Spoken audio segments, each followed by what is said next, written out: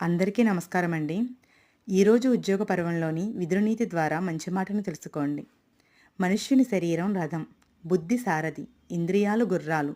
ఇంద్రియాలను అదుపులో ఉంచుకుని జాగ్రత్తగా మసులుకునే చాతుర్యం కల బుద్ధిమంతుడు గుర్రాలను వశం చేసుకున్న రధికుని వలె సుఖంగా జీవితయాత్ర చేయగలుగుతాడు.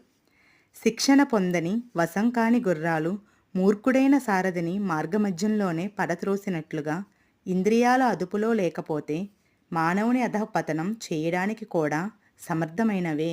ఇంద్రియాల అదుపులో ఉండకపోవడం వలన అర్థాన్ని అనర్థంగాను, అనర్థాన్ని అర్థంగాను భావించి అజ్ఞాని గొప్ప దుఃఖాన్ని సుఖంగానే అనుకుంటాడు.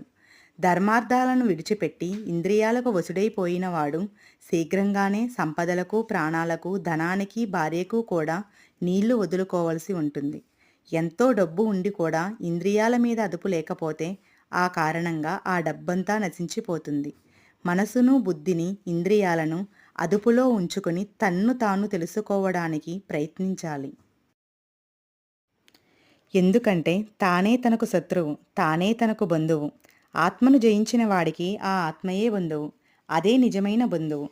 అదే నియతమైన శత్రువు. చిన్న చిన్న కన్నాలున్న వలలో చిక్కుకున్న రెండు పెద్ద చేపలే కలిసి వలను చించి వేసినట్లుగా కామక్రోధాలు రెండూ కలిసి విశిష్టమైన జ్ఞానాన్ని లోపింపచేస్తాయి.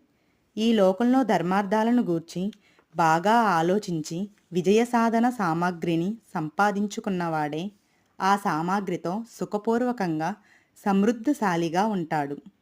మనోవికారాలైన పంచేంద్రియాలనే అంతఃశత్రువులను జయించకుండా ఇతర శత్రువులను జయించాలనుకునే వానిని శత్రువులు ఓడిస్తారు.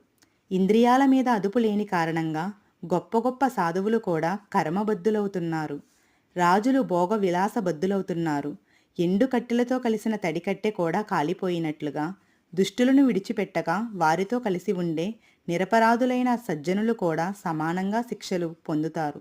కాబట్టి దుష్టులతో ఎప్పుడూ సాంగత్యం చేయకూడదు. విషయ వాసనల వైపు పరుగులు తీసే పంచేంద్రియాలు అనే శత్రువులను మోహ కారణంగా వశపరుచుకొని మానవుడు విపత్తులను అనుభవిస్తాడు.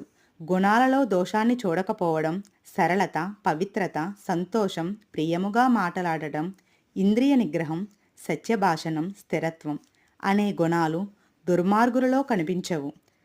ఆత్మజ్ఞానం, విచారం లేకపోవడం, సహనశీలత, ధర్మపారాయణత, మాట నిలుపుకోవడం, దానం ఈ గుణాలు అధములలో ఉండవు.